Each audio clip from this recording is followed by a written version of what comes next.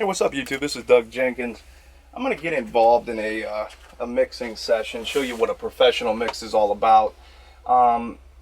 We can spend, days and days and days just fine-tuning instruments. And some of the stuff, probably most of the stuff you hear on the radio, you will hear a huge perception between the instrumentation, and you'll hear space, you'll hear dimension, you'll hear focus on one instrument, you'll hear a blending of another instrument, you'll hear every instrument has to be finely treated. Do you know what I'm saying? Like, if you just sort of slap things in there, and I want to talk to you about this on this video about what we do in a mix. I'll show you all the cool stuff we have going on in the mix, and then last but not least, what we can do to make the mix even that much better. So right now, I'm gonna start by talking about the kick and snare. One of the biggest things that I can say to anybody is you can create space in a mix by listening at low volumes. When you turn the volume up, what ends up happening is everything sort of smashes together, because it's literally the Fletcher-Munson curve, where high end perceives to be louder, mid-range starts to go up, bass starts to go down. That's how God made us. Where you turn something up, the high frequencies become louder, the low frequencies become less apparent. So the greatest mixes and the greatest masters is, how do you get that bass to sit as loud as the mid-range when you turn it up? And a lot of people don't know how to do that. So I'm going to show you within the mix. It all starts with volume. Now, equalization is a volume knob. That's all it is.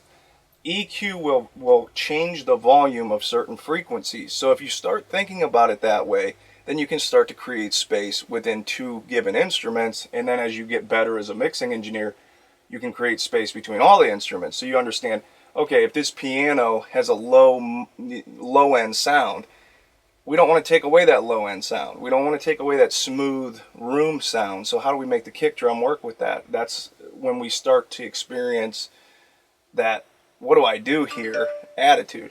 And in that case, what you want to do is use a tool called a compressor. Compressors will change the actual dynamic range of that instrument. So maybe the kick drum now has a little bit more sharper attack and release. It has let's say it has a longer attack, shorter release, so it lets more transients come through, and then it stops those transients from happening. Then we can build upon that by changing the envelope of the attack and release. There's a software, actually a plugin that I just purchased. It's called Elysia's Envelope. I purchased this bundle through Plugin Alliance, and I found out right away, dude, this is probably the coolest plugin I've ever experienced, because it allows me to get space. One of the biggest things to getting space in a mix is how that instrument was actually played compared to the other instruments. So as you become better as a musician, you understand. Like, I remember Jimi Hendrix engineer, what the heck's his name? Eddie Kramer. Eddie Kramer was talking about Jimi Hendrix in the studio, and he said, dude, when he came in, I didn't have to mix anything. And there was a gentleman on my YouTube channel that said that to me. Like, all these guys just want to touch everything and do this and do that. And that's not true. We don't touch things that don't need touched. If you send me a mix and it sounds imaged and spaced already, I might just do some fine-tune adjustments. But the biggest problem that I've seen is to the newer producers, and I swear, because I've been one, trust me, I've been here and done this. I've done it millions of times, where I think I was right. I thought, oh man, I'm right. But you can't have a session that has so many instruments sharing the same frequency range with the same attack and release and playing a different part. Now, layering is a different thing. If you play a piano part and then you layer that same thing to complement it with strings, then you take another part and you complement that with a bell. Those are three instruments that vibe together. But when you take a bass line, then complement that one with a different kind of bass line, then a synth, then another synth, and then another synth, and you put them all in the same relative area, that becomes a cluttered production. And as a mixing guy, we can make the executive decision to just go with the first one, because I know as a producer, you get these awesome synth parts. You're a great player, but you got to work on that arrangement part. And we all have to work on things, And, fortunately, I've been very, very blessed to understand how you arrange these things. So if that's something you want me to do for you, I can do that. The next thing is how do you create space? You know, every instrument has a great to it and it has a bad to it. I mean, every instrument has frequencies that are not supposed to be within the sound, and then frequencies that you should, you know, try to get rid of. And I'll talk about this. I'm going to go up on screen here and talk about everything we did to create space, and then I'm going to talk about what we'll do with a final mix bus to finish the mix. This is a track by Jimmy Lucas. He's been sending me all kinds of tracks, and Jimmy's he's a very, very nice person. He has some very cool creative ideas. Every song has a purpose, and it's my job to find it. And then I started to realize as I mix, because he's given me enough time to do that, I started to realize he's got like a, if I can create like a Michael Jackson style, like Thriller kind of mix, I'll explain to you how that's done, and there's multiple stages here. So what we're going to do is we have the first multiple mix where I'm using the Manley MU on a actual instrument, okay? But I want to use it on a bus later on, so I'm going to probably bounce these out as separate stems, bring them back in, and then master them myself with a stem session. So this is a great way to show you everything that happens and what a stem session is, what a mix is, and therefore what a master is. So we're going to start listening to things. I'm not going to talk as you're listening, but I'm going to explain what I'm doing prior to that. So let me move the camera here because I have a live feed being recorded. I got a live feed being recorded. Oh man, we got Final Cut Studio. I got to buy a old school power PC, dude. I'm like oldtechnology.com sometimes. But let's get in on these plugins, and that's everything that happened. Now, if you see, I really went full out on the SPL stuff. Very cool plugins that I'm going to talk about. These are some of the plugins that I don't think I can live without now, and some of them are on a trial period. But let's talk about the kick and snare first. The first thing I had to do was I really had to find the frequency curve, and this is what you're paying for. I mean, when you talk about high-end mixing, this was, as I listened at a low volume, things that were building up in this bass line. I mean, 85 hertz was too big compared to the kick drum. 220 hertz was a little bit too much body. I call that the muffle range. That you want muffle, you don't want it totally skinny, but a lot of instruments have a inherent just block sound, like a mush sound there. But if you can EQ that out to the top end, so the muffle and the top, and I hate to say muffle because people are going to be like, wait a minute, but this is the low body of an instrument. This isn't the kick and the thud, this is the low body. 120 hertz usually sounds better than the 200 hertz range, but if you take away too much of this, it just sounds very, very, very eerie. But a lot of hip-hop tracks, I'll tell you this, on the master bus, they totally decrease 250 to 300 hertz. So that what that does perceive through the speakers is takes away all that low mud information, which is awesome for rock guitars, it's awesome for bass lines, it's awesome for a lot of stuff. But in a hip-hop mix, you want a clean sounding mix. That taking that frequency range away is going to make that mix, it's going to perceive to be huge on the bottom end and nice and shiny on the top end. But the problem is, if you do that too much, you're going to run into the chance of making a song sound like the smiley face effect. So you've got to have some instruments that take this range up. Usually like a string or an organ or a percussion, bongos, something in the low mids that sounds good in that range, and fill this gap in for this bass. So in this case, we didn't need the bass to do that. The next thing I did was I totally altered my attitude. And you guys are like, what the heck's this guy doing? This, trust me, you think it's in the same range, but it makes a big difference. As the mix went on, I added another one. I said, man, I might have taken away too much of the 250, so I made that the prominent instrument in that range. There was nothing in this production, but I made sure to fine-tune it at 250. So if you listen to it now, it sounds like this.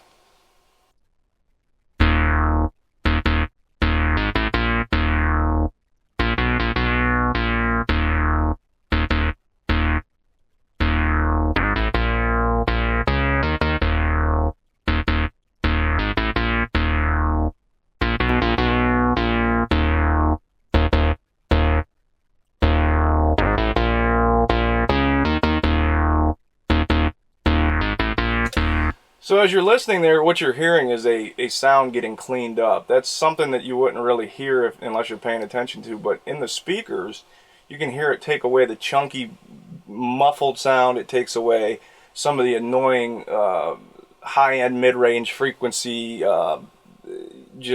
It's almost like it sounds like rubbery. Now it sounds a little bit more conformed within the speakers. The next thing that I did was, compared to the kick drum, I'm going to show you, this is the envelope, which is a really cool plugin, dude. I mean, whoever made this thing, Elysia and Plugin Alliance, I think this is one of the coolest plugins of the decade, because you can change the actual attack and release, and what that does is allows you to fix things. So give me a second here, I got a phone call. Hello. All right, so we're back here. This is what happens with the envelope plugin, which is really cool. What I can do is trigger out a frequency range, and within this, we know the kick drum's hitting pretty heavy at 100 hertz, between 100 and 50 hertz. So I sort of zeroed in on the attack time that I wanted to alter. Very cool to create space in a mix. The reason it creates space is because I can trigger the attack and release a lot of times in a mixing environment, and you can't do this in mastering. But you can do this in mixing, and you can tweak it until your heart's content. But yeah, that's why when people ask me online, well, how much for mixing and mastering? Well, what do you want to do? Do you want a mix? Do you want a full-blown, Grammy-winning mix? I mean, these can get upwards of $3,000-$4,000, but you can get a really nice mix going, nice stem session mix, usually consisting of 8 or 9 tracks, and you can get this going for, $300-$400, considering.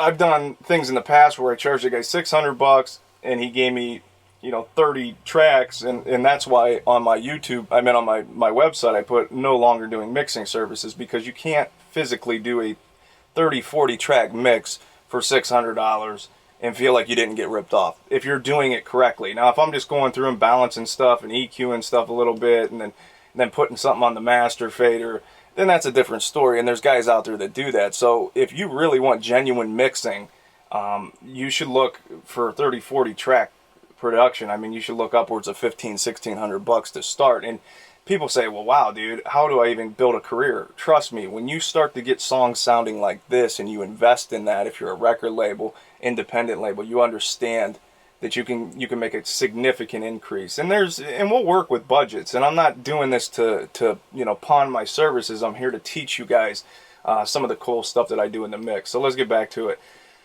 I just had to put that in there because I do think that, mastering and mixing get so confused, and guys are like, oh, I need to get my songs mixed, and they don't understand that this is what happens. So before I start the sound demo, let's go through and talk about each thing and why we did what we did. So now you have the attack. Now if you listen with the kick and snare,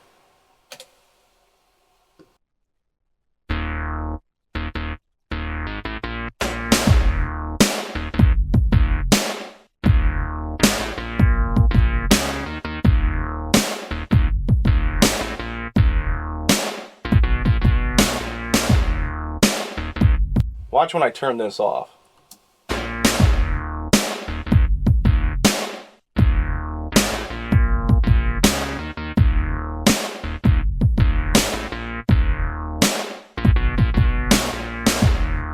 This is like quantizing on an MPC to me. It really just created a vibe for the bass. I mean, now you have like space between the kick and snare, and it almost gives it this funky vibe instead of this flat vibe, which you're going to hear here.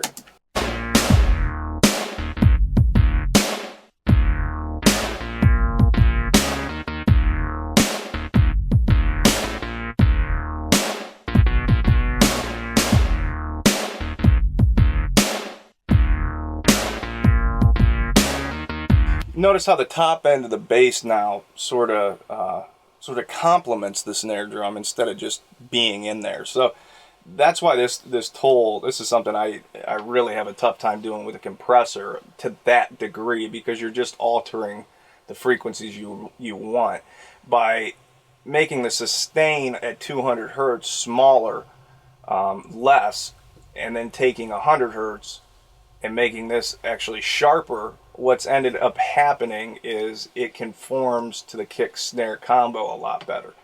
And that's just stuff over the years that you do. Now, if you look at what we had to do to the kick, the first thing we did, we have these Brainworks effects, and this is where I dipped the kick drum around 300 hertz to give it room for that bass to sort of sit in there. And it was just a decision you have to make. So if you want to create space, you got to get rid of some of the stuff you don't need.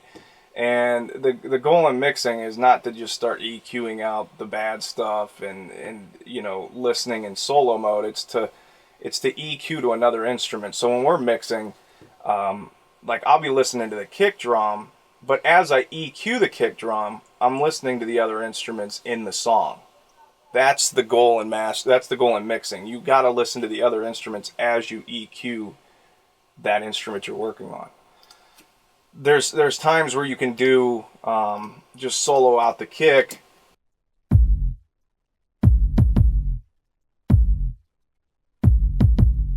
and make sure that it's hitting the way you want it to hit. Prime example is finding out if the RMS level is correct. What we could do in this mix, which I want to do in a stem mix, is I can bring up the level with a limiter, with a nice outboard compressor, and then I can set the stage for the whole entire mix with the kick and snare, because that's usually where your peak level is going to come from. And if the RMS and peak level are at -6, you're in a mastering zone. So I wouldn't recommend doing this if you don't really plan on, if you plan on getting it mastered by somebody, let the mastering engineer do this, but sort of set the sound stage for a hip-hop track, especially with the kick, snare, and bass.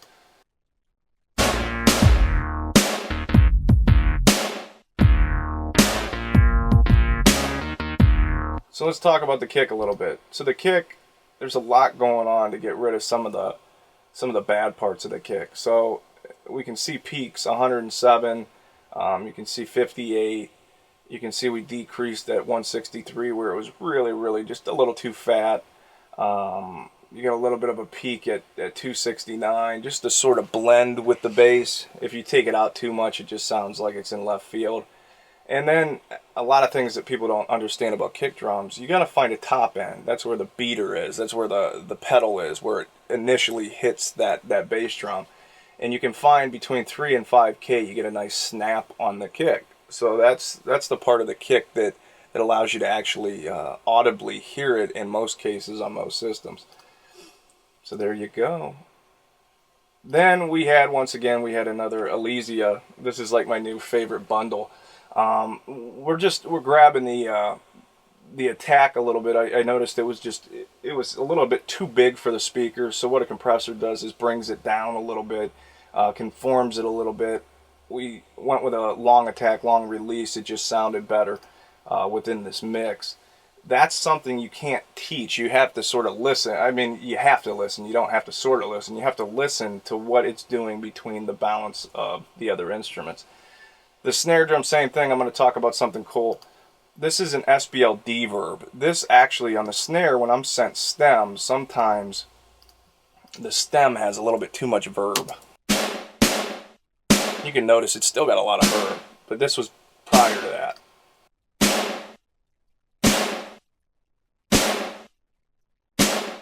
Yes, there is a plugin that can take away reverb, which is probably the coolest thing I've ever seen in my life. SPL, Plugin Alliance, you guys are awesome. Here's another one from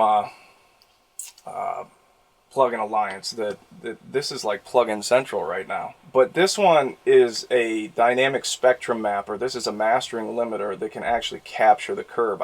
If you like the tone of a snare drum, but you're like, man, I wish I could just bring it down dynamically. It's just too big. What you can do is capture the curve of that actual snare or that clap or whatever instrument you're working with, and you can bring the threshold down to keep it at that level. So what that does is that's a technical way to use a compressor. That is a technical compressor. That is not a vibe setting compressor in this instance. The other cool thing you can do with this is, which if you're new to mastering, you can actually capture the frequency response of a similar song captured in there, set the threshold, and you can literally give it the vibe dynamically of another song, which is sort of crazy. The more you know. The next thing on the snare drum that we found out was, yeah, once again, I'm really balancing in a hip hop song the 250 range. This is something that gets so overlooked in a lot of the masters I do, where this range is so huge by the end of the mix that you wonder why your album sounds pinched. It's because of this range here. So paying attention to this range is a big key. This is a big key to making, big sounding mixes. Pay attention to the frequencies within this. Even if you have to solo out, use like a multi-band on your master bus and solo it out and just listen to this range as you mix all your instruments. That's another trick you can use. So the next thing we used on this to create bigger dimension within the drums is we're triggering a snare. Now I noticed this snare drum didn't have a real big top end, so this snare is going to add a little top to it. So when you hear this snare in context,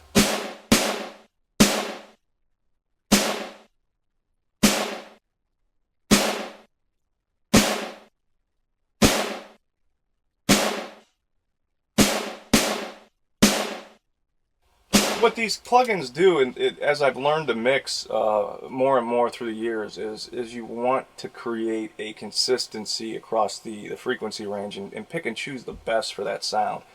By just adding that little snap up top on that snare drum, it changed the whole perception of this song. So when you turn it up in a car, or in a radio, or your iPod, this little snare drum here is going to give it the perception of louder. Like once again I said, like the higher frequencies tend to sound louder. So once we blend that into that snare, it's not a muffled sounding snare anymore. It's a more consistent, even snare. This is the advanced mixing class, by the way. This is something that probably 9 out of 10 people looking to get their music mastered will never get to experience this, because I mean I just ran into it last week where a guy asked me to mix a song, and he gave me, agreed to 40 an hour, and I did a 40 an hour mix, and I was like, dude, I'm not gonna, I mean, there's 64 tracks. This would have been a 2-3 week process, but some people get used to their muffled sound, and they think, you have to pay attention to this, and you have to understand that each thing that I'm doing in this mix if you say I like my mix the way it sits, we're going to use a lot of, and just follow me on this, we're going to use a lot of these envelopes and compressors, and we're not going to EQ much, and we're going to do everything we can to try to dynamically make everything work without EQing too much. That's when you say, I like the way my mix sounds. Now, if you just send me a bunch of stuff and say, dude, I just want you to do your thing, then we're going to start doing some of these nice EQ things. But the trick in mixing that I found is don't take away from the original. The sad part is mixing is a try and fail thing. It's a back and forth thing, back and forth, back and forth. There's revisions, there's changes, there's direction that needs to be set. So if you're going to sign up for mixing, or if you plan to be a mixing engineer, make sure to ask people what you want it to do. Do you want this song to be a bass-driven song? That'll totally change the EQ of how we EQ the instrument. Do you want the piano to complement the kick drum? Do you want the snare drum to be a main contender in this? Do you have no clue what you want it to do? So when we send you a mix bag and you say, I don't like it, then it's not that you should just shut down conversation. When you go on YouTube or something and you blatantly say that this guy ruined my song, there was a guy that did that, so that's why I'm bringing this up. This is like one guy out of like 4,000 people I worked for. And, it's happened 15, 20 times. But when you just shut off communication and you think that's it, it's not it. We can spend more time and fine tune. That's why when you get into the $1,400, $1,500 budgets, I mean, we're going to do everything in our power to make it perfect for you. And you get what you pay for. So, yeah, just remember that if you're out there, learning as an engineer. Don't just put your foot down and say you're going to mix a guy's song for $100. Because you can't really do this stuff and keep your sanity. Another thing, let's just talk about the synth.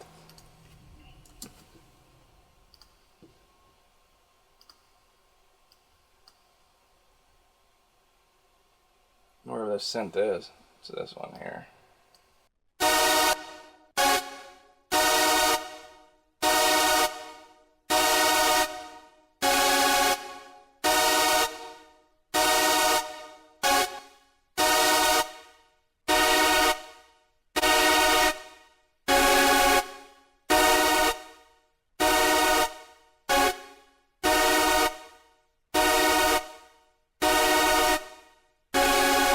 cool sounding synth, but with the beat, if I add that with the kick, the snare,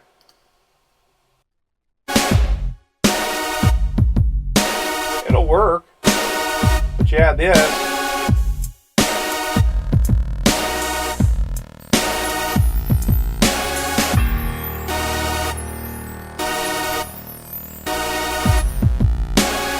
The only reason I EQ'd it this way, watch, is it sounds pinched. It sounds like it's pinching, maybe a little more clarity and definition. There's not much going on here as far as like tone changing or anything like that.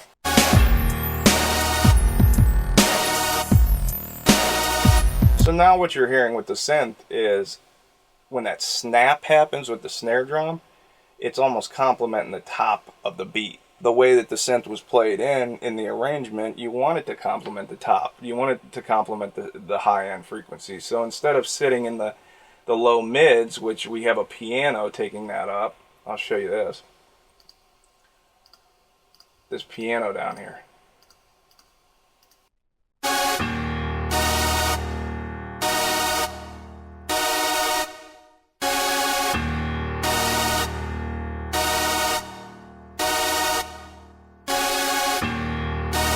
So if I take this EQ off, notice how this thing goes behind the piano? Watch.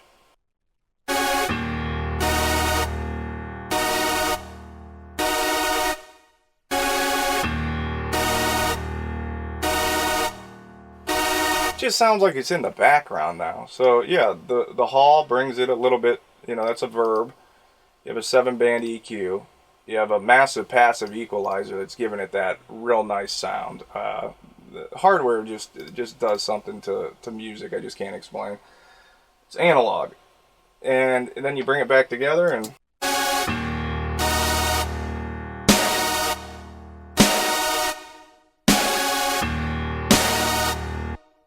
gradually what I'm trying to get at is the piano takes up in the speakers, it sounds lower between the speakers.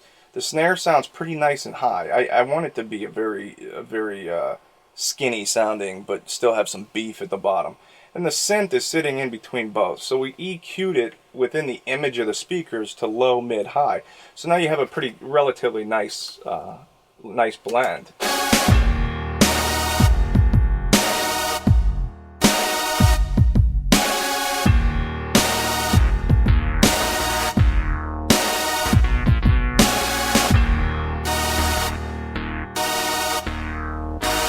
Now, in this case, the bass is really not a bass instrument.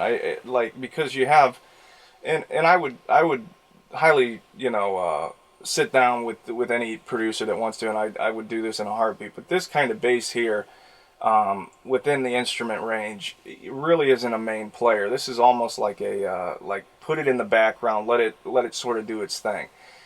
We can add a little more beef. We're not done mixing this, but this is what I'm saying. We can stop here.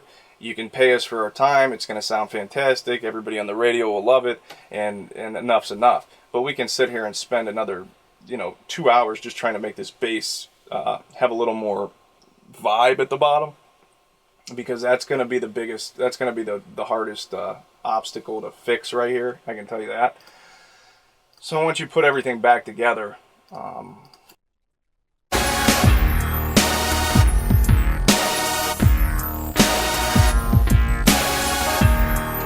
Oh, here's another thing we did. Now, this is called the SPL Attacker. This is actually, on the hi-hats, a lot of times I notice they're a little bit flat. Listen to how they get buried in the mix without this.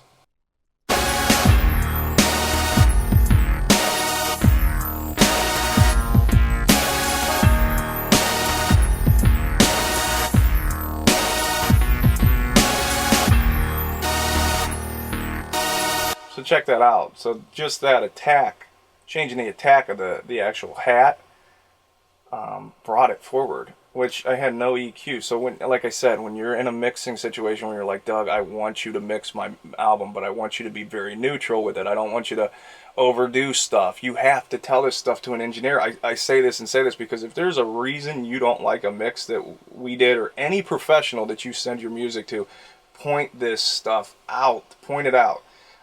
Be prepared with what you want. You know, if you got guitar parts here and you say, Doug, I love the guitar tone, please do not mess with the guitar tone.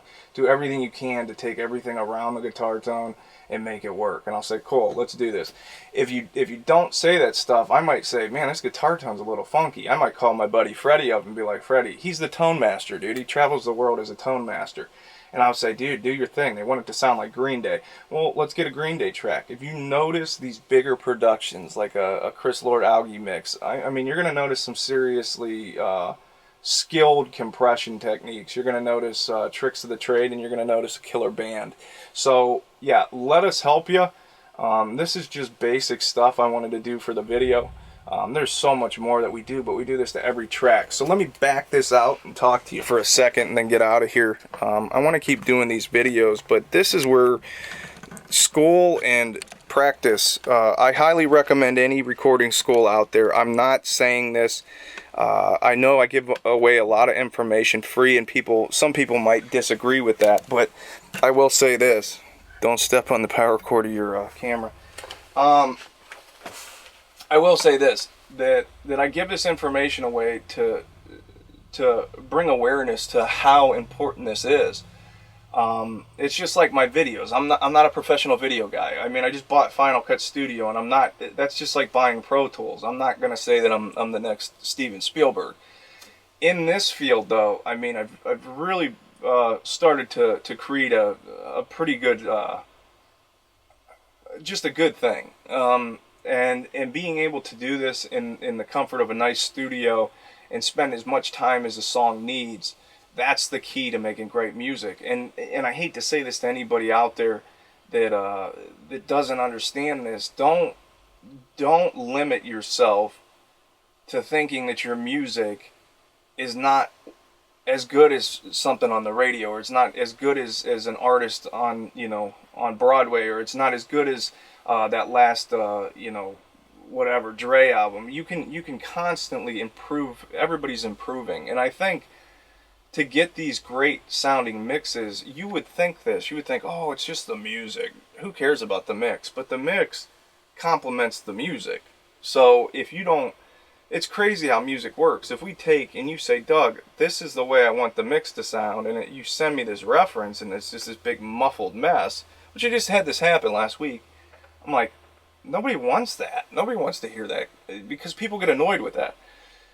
So what we want to do is we want to create definition between each instrument, but you have to give a mixing engineer that certain direction. You got to say, Doug, the bass player will kill us if the bass isn't nice, fat, and smooth up top. The snare drum, we want it to sound shiny and bright. The chimes, we want it to complement, almost like an FX. The hat, we want it to just be in the background. We don't need too much of a drum kit. The kick drum, we want it to be really bold and up front. You know, when you say stuff like this, I paint a picture. I've been through, and I apologize to some of the people I've mixed for in the past, because I wasn't taking it like some of the mixes I was doing for like $150, $200. Forgive me, I didn't mean to sort of overlook them. I just wasn't getting this in depth with them, because I sort of got spoiled at that time, and now I realize I don't care what I agree to do something for, I'm going to do the best I can. And I came up to that decision that it doesn't matter if I agree to do a mix for $40 or I agree to do a mix for $3,000. I'm going to spend this time that I need to do. Now, follow me. I'm not going to sign up to do a mix for $40. It's just not going to happen. I mean, we could go sit on the corner with a cup out and make $40. So, and I don't want to do that. And if you see those guys, give them $40, man. Give them $10. I don't know. But this is the video. This is mixing. It's just an intro. I mean, there's so many more things going on there. So many more. Dude, I have to do this part of the video. So I was just talking about this mix, and I said, man, I got to show them what I just did. But in that mix, as I listened back as we were doing the video, I started to see, you know what, everything, the kick, the snare, the bass, that's main stuff, the hi-hat, that stuff should perceive to be louder in a hip-hop mix. And I'm going to show you a cool little trick to make sure that that happens. So what we did was took all the other instrumentation and created a bus. And that's what stem mastering is all about. You create this bus of instruments. So if you listen to the bus that I just created, I'll show you. Very cool. Everything that says Mazalik in the session, I sent it to the Mazalik.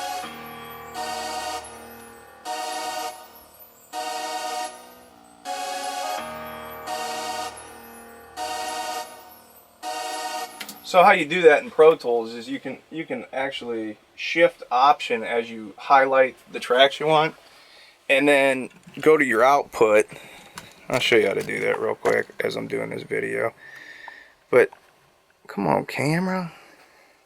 So shift option. So what I did was just hit, I think I hit command and highlighted each one that I wanted. And you can arrange these different, but then you hit shift option. I think it's control option on Windows, and then you go to your output, you go to new track, and then you create an aux track, and then within that aux track now we can add one killer piece of hardware, which I'm going to do right now. That's the Mazalik. So now I have a actual hardware piece, so as I listen back, now in Pro Tools 10 you can just hit solo right here and it'll on solo everything. Hit Command plus on your keyboard, and now you can start to see where your auxiliary is. So I have a bass aux, it's a 610 for that bass line, and this is going to really let the kick, the snare, the hi-hats, everything like that sort of shine through. So my goal with the Mazalik is to crunch it just a tad, but do it in a transparent way because I like the mix. So let me listen. Always listen before you just start hammering stuff, because I think this guy yesterday, this one guy on my video, man, he just sort of ticked me off. He was like, "Oh, yeah, all engineers do is just start pushing buttons." We do not just push buttons, okay? We don't just start. I mean, that's pretty shallow. That's like, you know, saying all car salesmen are bad people, because they're not. I'm dead serious, man. I know some cool car salesmen. So, you know, it's a bad name. You get a bad name for some stupid reason. But here's the Mazalik up top, and we're just gonna fine tune it until you can hear the kick drum come through.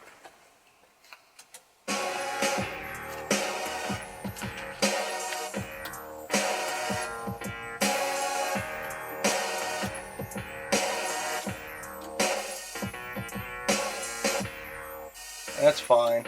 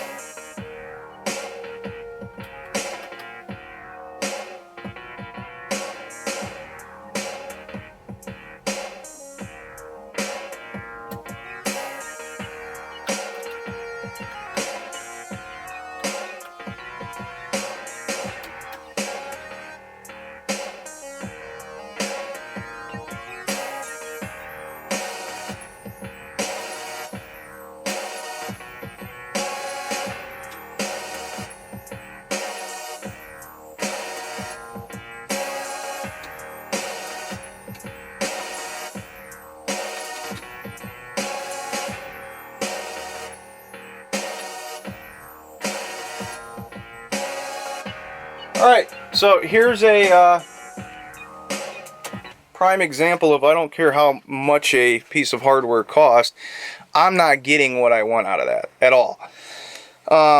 What I really wanted to do it with was the Manley. I'm using it in the session, so I might have to go the extra mile, and because I wanted it to sound warm and just sort of fatten them up. So what I might have to do is bounce the one stem first, bounce the next stem, and actually create a new Pro Tools session. This happens when you know, when you have the budget according. We can keep going and keep going and keep going, and in this case it's the right thing to do.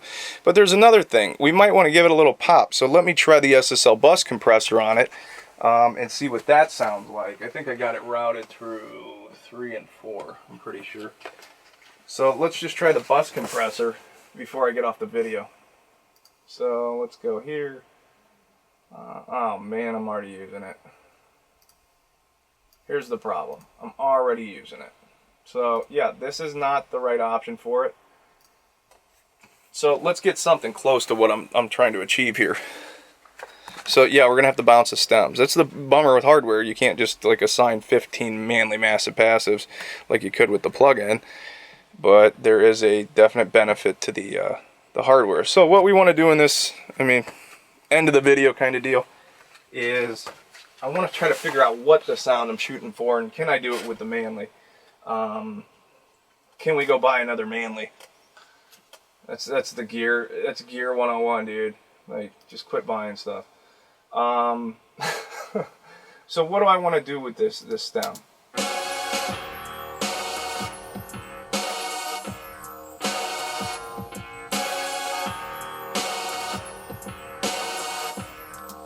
You know what I might try, man? I might try just a harmonic exciter. I might just mess around with a harmonic exciter and see if it creates a little more space.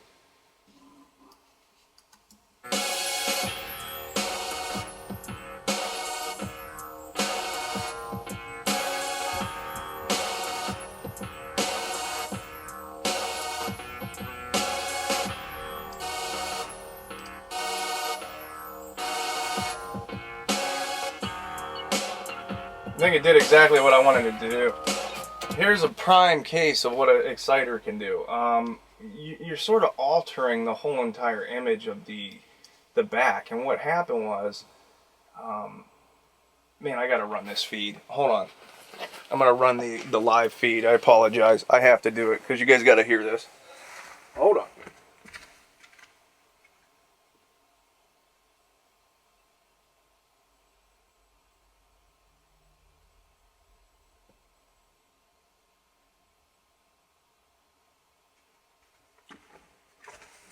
So let's notice what this did to the back end of this song.